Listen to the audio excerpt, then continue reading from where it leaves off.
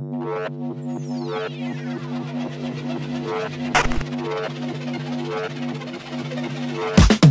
been coming up hot for a minute. Everybody know the drop when I'm in it. I drop the top when I'm in it. Everybody know the drop when I'm in it. Yeah, I go so yo. Everybody know I'm on. You know when the click through, try to hot for a minute. Urbanizen memang waktu yang paling seneng itu kalau kita lagi santai sambil scroll media sosial. Biasanya kita bisa menemukan hiburan yang menyenangkan, entah itu lihat orang yang joget-joget, ataupun juga lihat orang yang lagi live sale. Tapi terkadang kita sebagai netizen Indonesia atau sebagai urbanizen harus cerdas juga dalam menggunakan media sosial. Karena kita pasti akrab dengan istilah FOMO. Chill and scroll media sosial di tempat yang kurang tepat ataupun juga di momen yang salah. Nah, ini ternyata juga bisa berdampak terhadap karir kita, terutama bagi para Gen Z. Nah, langsung saja kita bahas di Urban Talks kali ini dengan narasumber kita yang sudah expert di bidang media sosial dan juga marketing communication. Sudah ada Mbak Rini Febriani. Halo Mbak, apa kabar? Hai.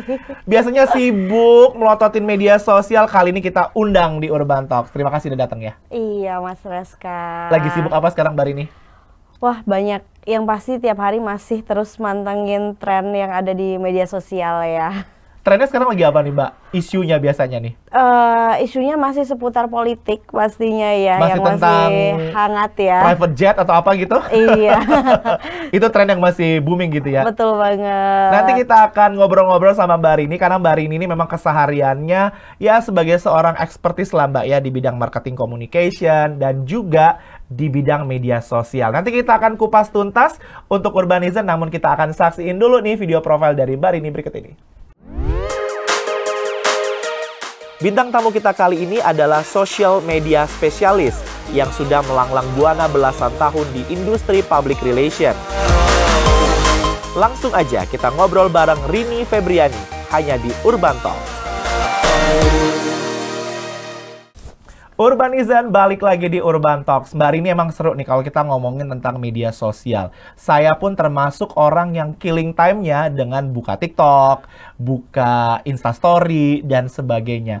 Sebenarnya nih kalau Mbak Rini lihat terutama bagi Gen Z dan milenial, seperti apa sih tren ataupun fenomena yang terjadi saat ini? Kalau sekarang itu media sosial kita dimanjakan banget dengan short video, Mas. Jadi short video adalah salah satu konten yang paling banyak digemari di platform manapun. Nah, makanya yang tadinya short video itu hanya ada di beberapa platform media sosial aja, seperti kalau dulu pelopor pertamanya Snapchat ya. Yeah. Tapi akhirnya semua media sosial berevolusi ya, jadinya menyesuaikan dengan perkembangan zaman dan akhirnya semua membuat short video ya? Betul, sampai ke YouTube juga kan ada YouTube Short tuh ya, jadi semuanya memang menyesuaikan dengan permintaan pasar sekarang gitu. Nah, kalau kita ngomongin tentang permintaan pasar nih, kan terjadi perubahan tren ya. Betul. Kalau dulu kan kita cenderung lebih suka melihat misalnya foto misalnya, ataupun juga e-poster gitu. Kalau nonton video juga pengennya yang durasinya panjang ya, Mbak Rini ya. Ini kenapa nih Mbak Rini terjadi perubahan stigma antara orang yang lebih menyukai short video atau video pendek, atau seperti apa? Sebenarnya sih ada setiap generasi tuh punya kesukaan yang beda-beda nih Mas. Mungkin kalau misalkan generasi di atas ya, meskipun mereka menggunakan media sosial. Ini yang seperti baby boomers gitu ya? Iya, betul. Itu biasanya mereka lebih menyukai konten yang sifatnya statis. Jadi infografis yang mudah dibaca gitu. Nah, sedangkan kalau ke bawahnya milenial, Gen Z dan Strawberry ya? Ya, dengan Gen Alpha itu lebih menyukai konten yang sifatnya video gitu, video-video pendek. Makanya kan sekarang attention span orang tuh juga makin berkurang. Nah, di situ tantangan sendiri juga tuh Mas buat konten creator, bagaimana caranya di beberapa detik pertama dia harus menciptakan konten yang clickbait tuh, yang menarik supaya audiens akan terus menonton video tersebut sampai akhir gitu. Jadi harus ada strategi juga gitu ya Mbak Rini ya, supaya konten yang kita produksi itu menjadi daya tarik bagi para netizen itu sendiri. Karena kalau nggak menarik di awal itu sudah pasti kita akan swipe. Udah Gitu. lihat dari tampilannya udah nggak menarik, udah Iya. langsung di swipe left gitu ya, Mbak. Mas Aisyah juga gitu kan? Sama gitu. Nah, Mbak Rini ini juga menarik ya kalau kita bicara tentang media sosial. Misalnya yang lagi tren tuh TikTok misalnya, ataupun juga video-video pendek di Facebook. Kita lihat nih gapnya cukup besar nih. Contoh misalnya kalau emak-emak nih, itu lebih gampang misalnya video-video yang viral yang belum tentu kebenarannya. Misalnya ada ikan paus kakinya harimau. Itu bisa jadi viral kan? Itu misalnya bisa di-forward berkali-kali di grupnya mereka. Itu gimana sih, Mbak? Konten yang tidak mengedukasi tapi justru diminati oleh ibu-ibu gitu genrenya gitu. Ya itu sebenarnya salah satu hal yang perlu kita waspadai juga nih Mas di media sosial. Jangan menyebarkan informasi yang belum terverifikasi kebenarannya. Nah, itu tantangan tersendiri sebenarnya buat kita sebagai pengguna media sosial. Kadang-kadang kita cuma pengen FOMO gitu. Jadi kita pengen jadi yang terdepan nih nyebarin informasinya, pengen jadi yang paling tahu. Tapi sebenarnya informasi yang kita dapatin itu belum kita tahu nih kebenarannya. Nah, di sini kita sebagai pengguna media sosial juga harus bijak sebelum kita forward, kita meneruskan pesan-pesan yang kita terima itu, informasi-informasinya harus kita saring dulu. Apakah informasi yang kita dapat nih kalau kita teruskan ke orang akan menyakiti perasaan orang tersebut, yang pertama. Yang kedua, apakah informasi yang kita teruskan itu benar atau enggak gitu. Jadi harus dicek dulu gitu ya, jangan gampang langsung forward gitu ya. Betul, karena gini juga nih Mas, kadang-kadang nih ada video yang panjang tapi dipotong sehingga konteksnya jadi berbeda. Itu banyak masalah kan ujung-ujung gitu ya, itu kan Mbak Rini jadinya ya. kan bahaya ya. Sekarang kan banyak ya aplikasi-aplikasi yang fact checker gitu ya untuk mengetahui bahwa konten, foto, video itu benar atau enggak gitu. Itu kan udah, jadi kita sebagai pengguna media sosial juga harus bijak dan mampu untuk memverifikasi kebenaran dari konten yang kita konsumsi gitu. Semoga kita jadi netizen yang cerdas gitu ya. Baru ini jujur ya, gue sendiri tuh sebagai user ya, sebagai pengguna tuh kadang ketawa juga gitu ya. Mungkin juga Urbanizen juga pernah lihat misalnya di TikTok ataupun di Instagram ada potongan video misalnya artis X berantem dengan artis Y di restoran. Padahal itu potongan video yang dubbingannya mungkin dari sinetronnya ataupun juga dubbingnya dari kesehariannya. Nah, ini sebenarnya apa sih yang terjadi, Mbak Rini? Apakah netizen kita ini terlalu pinter? Itu yang pertama. Ataukah netizen kita ini kurang kerjaan? Menurut lo yang mana nih, Mbak? Kebanyakan waktu ya Mas ya. Kebanyakan waktu luang ya. Nah, ini juga sebenarnya banyak gabutnya nih kayaknya. Kita juga sebenarnya harus waspada Mas. Untuk Mas Eca ngingetin ya. Kita sekarang itu kan lagi eranya artificial intelligence ya. Betul, AI gitu ya. Semua bisa ditiru ya. Betul, bahkan bukan hanya ditiru tapi bisa di-create gitu. Orang yang sudah meninggal saja gitu kan, itu bisa kita create seolah-olah dia berbicara dan mengucapkan sesuatu menggunakan AI gitu. Padahal zaman dia dulu mungkin penggunaan kamera video ataupun apapun itu belum terlalu familiar gitu. Nah, ini juga kita harus berhati-hati banget. Lagi-lagi balik lagi kita harus memverifikasi kebenaran dari si konten yang kita konsumsi gitu. Jadi balik lagi cek itu yang paling penting gitu ya, Mbak Rini. Tapi kalau misalnya ada image misalnya netizen Indonesia tuh kurang kerjaan gitu, Mbak Rini. Misalnya bisa ngedit video, bahkan yang lebih iseng lagi nih kalau Urbanizen lihat ada satu produk yang dia promo itu pakai dubbingannya bisa jadi presiden Amerika. Betul. Bisa jadi pakai presidennya siapa gitu. Itu nekat juga. Apakah ini terjadi perubahan tren juga di dunia marketing communication? Iya, kalau menurut aku karena kita tuh termasuk bangsa yang kreatif ya dan banyak waktu luang. Sangat kreatif gitu ya. Jadi apapun itu bisa dijadikan sebagai meme gitu kan. Karena Indonesia sebagai bangsa, salah satu bangsa pengguna media sosial yang terbesar di dunia Mas gitu. Jadi market itu memang jadi sasaran ya? Betul banget. Jadinya gampang sekali kita produsen ya itu memasarkan produknya di Indonesia dengan gimmick-gimmick atau trik-trik marketing. Bahkan kalau misalkan Mas Reska perhatikan kadang-kadang artis-artis luar negeri itu yang mau cari gimmick, mau cari engagement yang besar di media sosial tuh gampangnya sebut aja nama Indonesia atau apapun itu yang berbau kritikin Indonesia. apalah gitu ya. Itu pasti dia orang Indonesia. Sampai kan ada meme ya yang Leonardo DiCaprio nunjuk ada Indonesia gitu, sampai keluar meme yang kayak gitu. Jadi emang mungkin di situ salah satunya rasa nasionalis kita yang begitu tinggi juga ya Mas ya. Jadi ketika nama Indonesia disebut, ya netizen Indonesia terpancing untuk komentar dan engage di konten tersebut. Makanya gampang banget kalau misalkan kita bicara mau create engagement, dan itu caranya gitu aja. Dan makin setianya itu lebih parah lagi, ada salah satu akunnya artis tuh bisa hilang ya Mbak Rini, gara-gara netizen tuh kompak gitu, karena ada statement yang nggak sesuai. Ini luar biasa juga. Iya. Tapi agak serem juga gitu ya, artinya bahwa tren FOMO ini ternyata tidak hanya masuk ke satu segmented genre usia saja, tetapi juga mendominasi semuanya. Nah Mbak Rini, kita penting nih untuk mengedukasi para urbanizen, karena yang nonton kita nih rata-rata tuh adalah Gen Z, Gen Strawberry, milenial, alpha, dan sebagainya. Pentingnya kita untuk memperhatikan platform digital kita, karena ini akan berkaitan dengan karir kita. Mungkin pernah dengar istilah jejak digital tidak akan pernah hilang kapanpun. Itu gimana sih Mbak Rini yang harus kita perhatiin? Oke, jadi jejak digital itu kan adalah suatu peninggalan ya. Apa yang sejarah kita, ya, artefak ya. Betul. Apa yang kita posting, apa yang kita tulis, apa yang kita komentari di media sosial yang akhirnya bisa kita telusuri ulang, bisa kita trace. Nah, itu namanya kan jejak digital ya, Mas.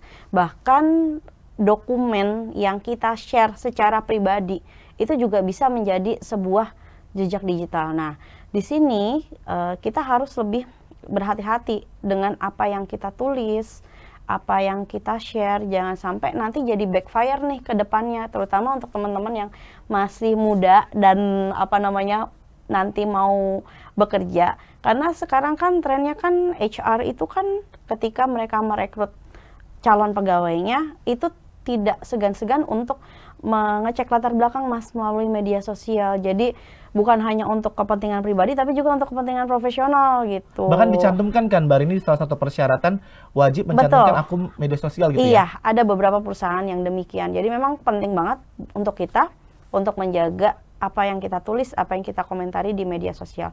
Karena sekarang gini Mas, gampang banget. Ketika saya mau mencari Mas Reska gitu kan di media sosial, saya tinggal cari aja dan itu kan akan keluar dengan semua, gampangnya banget. Akan keluar semua jejak digital. Mas Reska pernah nge-MC apa, Mas Reska pernah tampil di mana, membawakan apa, menjadi narasumber apa, itu semuanya akan keluar. Nah, yang sekarang bahkan yang sekarang sedang tren ya, bukan fenomena ya, yang sekarang sedang sering diperbincangkan di platform X itu kan jejak digital orang penting gitu ya. Nah, itu cara mencarinya tuh gampang banget. Misalkan saya ke akun Mas Reska nih, ke akun X Mas Reska, saya tinggal klik di profil Mas Reska, terus klik yang lambang apa tuh namanya, magnify itu apa sih bahasa Indonesia, kaca pembesar.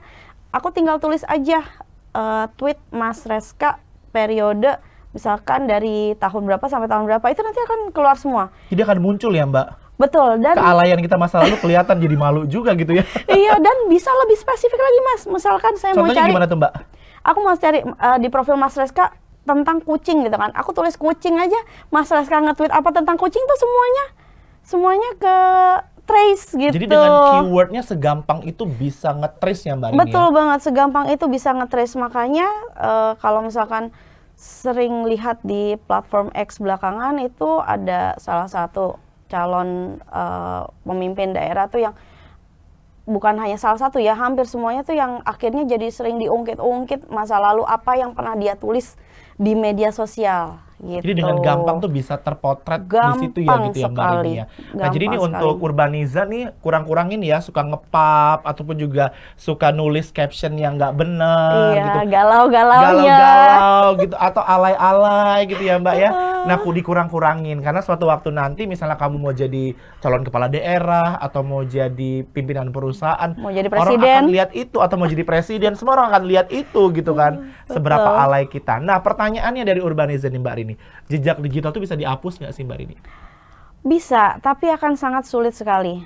Sekarang kan lagi tren ya, anak muda zaman sekarang tuh mereka memiliki media sosial tapi membuat second account. Benar nggak Mas Reza? Iya, betul. Hal itu kan sebenarnya untuk meminimalisasi ya itu jejak digital, hal-hal yang tidak kita ingin publik tahu gitu kan. Ya entah itu hal-hal yang sifatnya sepele gitu kan, atau yang lucu-lucuan, tapi memang kita tidak ingin menjadi konsumsi publik hanya untuk kalangan tertentu, teman-teman terdekat kita aja. Tapi kan sekarang kan semuanya sudah canggih ya. Ya kita bisa dengan gampang bisa tahu, ibaratnya kita bisa menguliti banget ya seseorang gitu hanya dengan nomor handphone, dengan email, apa itu kan gampang banget. Jadi benar-benar harus berhati-hati meskipun juga menggunakan second account. Apalagi dulu kan fenomenanya kita udah ngepost di close friend aja, ada yang cepuin ya Mas ya. Nah ini seru juga nih. Iya. Terkadang kan kita sudah percaya nih misalnya milih teman kita di close friend. Taunya postingan kita tuh bisa beredar tuh Mbak Rin. Itu gimana sih Mbak security sistemnya dari personal itu sendiri? Ini kan kebalik lagi ke kepribadian kita, integritas kita ya. Iya, ya better not to post kalau saya. Jadi lebih baik kita nggak usah posting gitu ya. Betul.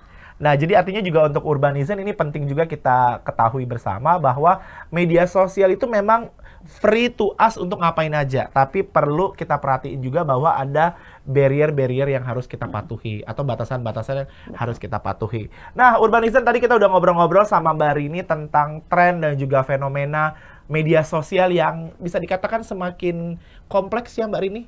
Ada aja masalah yang muncul, kemudian juga bisa orang viral, terkenal, atau bahkan bisa masuk penjara juga akibat dari jari jemarinya yang tidak bijak dalam menggunakan media sosial. Well, kita akan ngelihat sisi lain dari Mbak Rini yang ternyata sosoknya ini termasuk yang aktif di media sosial, tapi sebagai pemantau, researcher juga, dan menganalisis dari perkembangan media sosial. Yuk kita lihat tayangan yang berikut ini.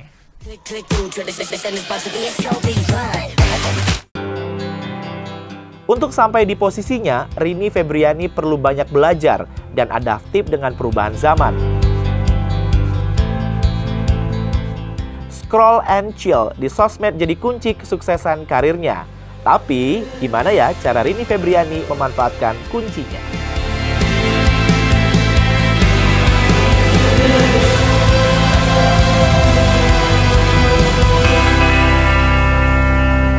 Urbanizen ternyata susah juga ya, kita hidup di era kecepatan digital yang luar biasa. Jangan sampai nih Mbak Rini ada istilah handphonenya yang smart, tapi people-nya nggak smart sama sekali. Alias cuma bisa mampu beli, tapi nggak mampu mengoperate-nya dalam aspek bijak menggunakannya. Mbak Rini, kita melihat tren yang saat ini terjadi. Banyak juga nih Gen Z atau anak muda pengen mendapatkan panggung atau aktualisasi diri, tetapi membohongi orang lain.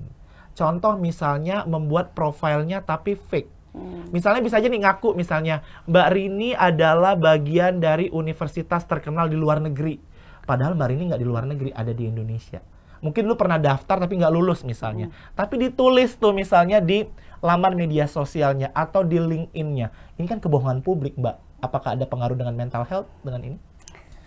Ayo, ini ketawanya nih harus jujur-jujur nih. Pasti pernah melihat kan orang kok ini lulusan ini ngaku-ngaku tapi ternyata bukan lulusan itu misalnya. Itu gimana Mbak? Iya sih, jadi sebenarnya dalam menggunakan media sosial itu kan kalau apa deh namanya, kalau dalam dunia kesehatan kan we are what we eat ya. Nah kalau di dunia media sosial kan we are what we post. Memang ketika kita bermedia sosial itu kita ingin menunjukkan sisi yang orang ingin kita memandang kita seperti apa. Personalized branding gitu kan, personal branding kita gitu kan. Nah, ya itu tadi, semua kebohongan apapun yang kita tulis itu pasti akan ketahuan Mas. Seperti yang tadi kita bahas pertama ya, bahwa apapun itu netizen kita tuh kan pinter banget gitu. Jadi apapun itu pasti akan bisa di googling. Kayak zaman sekarang aja saya pengen tahu misalkan apakah mahasiswa ini misalnya saya mau merekrut pegawai, apakah orang ini benar mahasiswa dari Universitas X misalkan.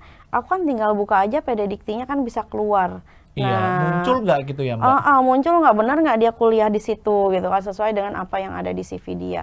Nah yang seperti itu kan apa ya, ya kita harus jujur gitu, apa adanya. Kita boleh menggunakan media sosial sebagai personal branding kita, tapi ya tidak dengan cara berbohong gitu. Ya karena banyak banget tuh yang memanipulasi ya supaya pengen terlihat keren, kemudian mungkin diakuin gitu. Itu nekat loh Mbak Rini nulis misalnya di profile Instagramnya ataupun di media sosialnya dengan mengaku-ngaku menjadi bagian dari universitas ternama itu, padahal dia nggak kesana sama sekali. Betul, kalau zaman sekarang namanya pencitraan ya Mas. Nah, pencitraan tapi yang salah gitu ya. Itu gimana Mbak Rini? Apakah memang ini lagi tren di kalangan milenial dan Gen Z supaya dapat panggung? Atau ada something yang harus memang dilakukan dalam marketing communication? Oke, kalau tadi Mas Reska bilang soal mental health itu di luar kapasitas saya ya. Karena memang mungkin ada hal-hal yang terkait dengan hal itu psikologinya juga mungkin ya. Ya, cuma sih memang ya mungkin itu adalah sebuah personal branding yang pengen orang-orang memandang dia tuh seperti itu, sehingga dia akhirnya menciptakan karakter yang dia buat di media sosial gitu Mas. Bahkan ada yang nekat tuh supaya diakui sebagai public figure misalnya ngejar banget pengen centang biru Mbak. Karena sekarang tuh centang biru di platform X itu berbayar Mas. Jadi nah ini kaitannya sama jejak digital tadi Ini ya. gimana nih Mbak Rini? Ini seru nih kalau udah ngomongin jejak digital tuh kayaknya masalahnya banyak banget gitu ya Mbak Rini ya. Jadi kadang-kadang untuk mendapatkan profit ya, ibaratnya kalau anak-anak Twitter tuh bilang kita gajian dari Twitter gitu kan. Oh gajian dari Twitter gitu. Itu maksudnya gimana tuh Mbak Rini? Jadi kan ketika mereka mendapatkan engagement berapa gitu kan, itu nanti akan dikonversikan menjadi katakanlah gaji gitu dari Twitter. Nilai rupiah lah gitu ya. Betul. Kadang-kadang seorang pengguna media sosial itu kita bilangnya nyampah gitu.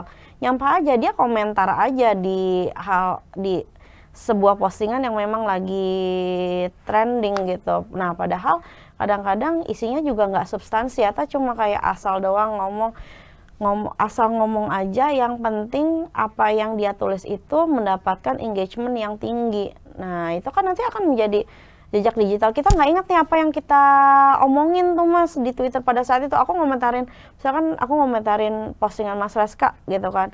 Tapi ya sebenarnya cuma aku cuma pengen create engagement aja karena supaya aku bisa dapat gaji gitu kan.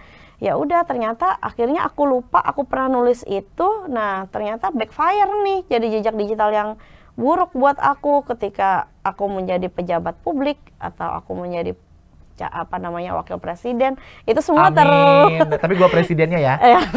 Tetap gue mau dibawa lu ya.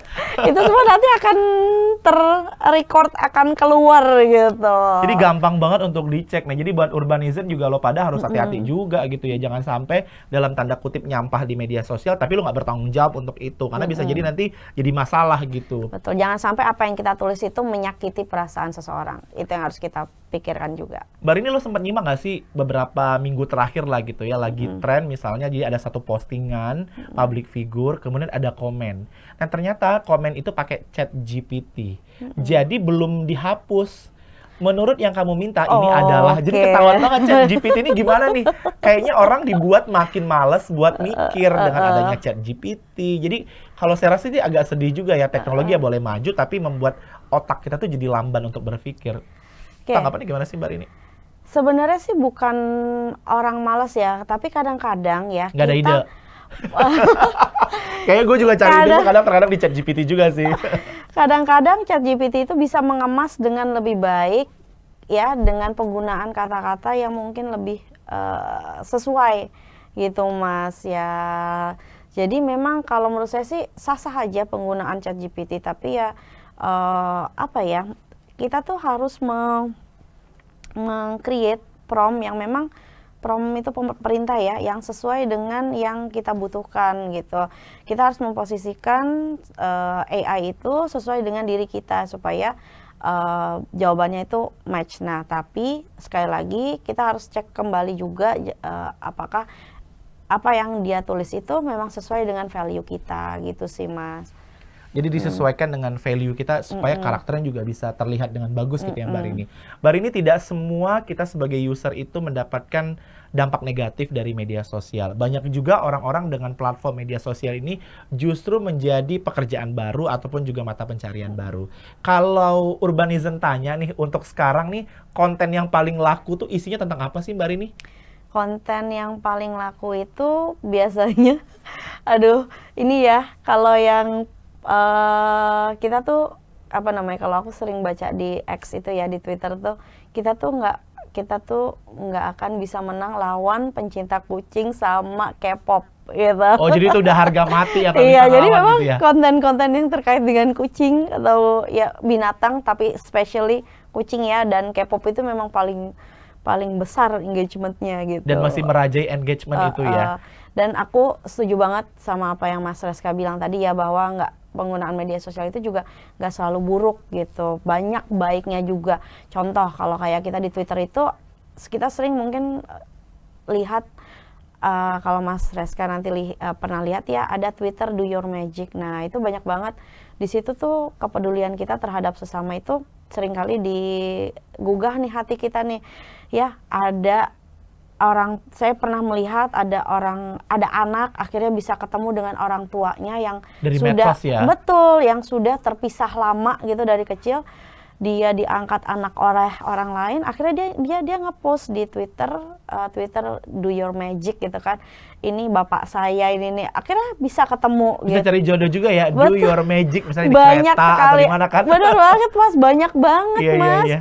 Yang seperti itu, tapi tetap aja kita harus hati-hati ya gitu. Kita tetap harus hati-hati, jangan sampai nanti Stranger kan everywhere ya. betul, jangan sampai nanti salah strategi nih dengan jodohnya gitu. Gitu sih, itu juga. Terus juga pengumpulan dana, bisa kan kadang-kadang kita melihat Kayak fundraising gitu ya. itu kan juga bisa dilakukan melalui media sosial, dan yang pastinya yang tidak bisa mengalahkan media sosial adalah kecepatannya Mas. Gitu. Kita bisa menjangkau audiens yang besar sekali dengan waktu yang sangat cepat. Jadi artinya juga dari aspek waktu juga lebih efisien gitu ya Mbak Rini ya, dari aspek marketingnya sendiri. Nah kalau untuk tips nih untuk Urbanizen sebagai pemula pengguna media sosial yang dijadikan sebagai sarana bisnisnya nih, ada tips nggak Mbak Rini? Kan kebanyakan sekarang testimoni atau review produk yang menurut saya banyak banget polesan lip service-nya gitu tuh Mbak. Yang pasti kalau sekarang tuh kebanyakan menggunakan yang namanya strategi riding with the wave Mas. Oh, riding with the wave. Itu apa Jadi tuh Mbak Rini? kita harus mengikuti tren yang sedang berlangsung gitu ya. Misalkan kayak kemarin kan lagi tren jangan ya Dek ya. Iya, gitu. semuanya pada gitu ya. Iya, jadi sekarang kan algoritmanya itu kan, kita kan algoritma di media sosial, bahkan ketika kita tidak memfollow itu kan bisa saja postingan itu akan muncul di beranda kita, Di gitu, timeline kita ya? Iya. Nah, dengan kita mengikuti tren, kita akan mudah masuk ke banyak audiens sekaligus gitu. Jadi jangkauan kita akan lebih luas ya? lagi gitu sih Mas. Jadi itu masih salah satu yang paling ini ya, paling efektif. Jangan Dek ya. Atau juga sempat tren kan, waktu itu kan lagi tren misalnya mahasiswa baru tuh, war antar kampus gitu ya, misalnya ospeknya di mana atau PKKMB-nya di mana, itu juga seru ya Mbak. Iya. Sampai ada rektor yang ikut juga kan. Kita harus ini sih, kita balik lagi, kita harus melihat platform media sosial, karena beda media sosial pasti akan beda treatmentnya gitu. Jadi harus betul-betul punya strategi gitu. Iya, gitu. betul. Kalau kayak Twitter kan kita mungkin lebih banyak main di tulisan. Ya, kalau kita di TikTok, di Instagram sekarang main short video seperti itu. Jadi emang benar-benar kalau di Facebook kita bisa dengan komunitas gitu kan. Jadi itu lebih benar-benar kuat banget engagement komunitas. Jadi memang kita harus menyesuaikan dari setiap platform, dan yang pasti yang masih terkuat sekarang itu tadi dengan riding with the wave. Riding with the wave. Ini dapat ilmu baru nih kita dari Mbak Rini. Mbak Rini, pesan untuk Urbanizen supaya jadi netizen yang cerdas dan juga jadi user yang baik itu apa sih? Oke, yang pasti yang pertama kita harus memperhatikan ya Mas, apa yang kita tulis, apa yang kita posting di media sosial. Apakah yang kita tulis itu menyakiti perasaan orang lain gitu ya. Terus yang kedua, balik lagi aku akan selalu mengingatkan kepada netizen semuanya, memverifikasi konten yang akan kita bagikan gitu ya. Dan tadi seperti yang berulang kali Mas Reska bicarakan ya, soal jejak digital ya, jangan sampai apa yang kita tulis itu nanti akan one day ya, di masa yang akan datang itu akan backfire ke kita. Nah itu juga harus kita perhatikan baik-baik, meskipun itu juga di second account ya, karena kita tidak tahu yang mana kawan dan yang mana yang lawan ya Mas ya. Jadi kurang lebih seperti itu. Jadi artinya betul-betul harus berhati-hati untuk semua hal dalam mengekspresikan apapun keingintahuan kita di media sosial. Thank you so much Mbak Rini. Iya, Maaf ganggu waktunya hari Mas. ini. Ini kayaknya keganggu juga waktunya karena lagi sibuk harus memposting sesuatu berita penting gitu Iya. ya. Mudah-mudahan sukses selalu untuk karirnya, terutama di bidang social media analyst dan juga social marketing yang tentunya sangat besar sekali dampaknya bagi masyarakat Indonesia. Sukses selalu Mbak Rini. Iya. Dan juga terima kasih untuk Urbanizan. Jadilah netizen yang cerdas. Gimana cara cerdasnya? Ya nonton Urban Talks gitu katanya si Mbak Rini ya. Terima kasih, sukses selalu dan sampai jumpa. Thank you Mbak Rini, silakan.